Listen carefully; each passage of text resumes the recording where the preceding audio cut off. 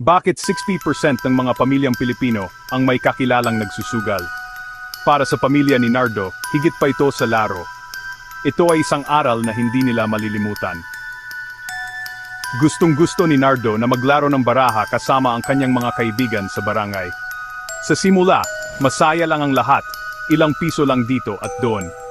Ngunit di nagtagal, ang puyat sa sabungan, mga nakaligtaang kainan at lumalaking utang ang naging bagong normal. Pinanood ng kanyang pamilya kung paano unti-unting nagbago ang kanilang lolo na dati sentro ng kasiyahan sa bawat salu-salo. Nawala ang tawa ni Nardo, isinangla niya ang kanyang relo, nilaktawan ang mga kaarawan at ibinenta ang kanyang tricycle para lang makahabol ng panalo. Nagtataka ang kanyang mga apo kung bakit hindi na umuuwi si lolo. Ang adiksyon sa pagsusugal ay hindi lang tungkol sa pera. Ito ay tungkol sa nawasak na tiwala, mga nawalang sandali, at mga pamilyang umaasa sa pagbabago. Ngayon, muling bumabangon ang pamilya ni Nardo. Natuto silang magsalita, humingi ng suporta, at ipaalala kay lolo na ang pagmamahal ay mas matimbang kaysa sa suwerte sa bawat pagkakataon.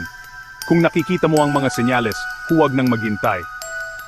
Lumapit ka, laging may pag-asa.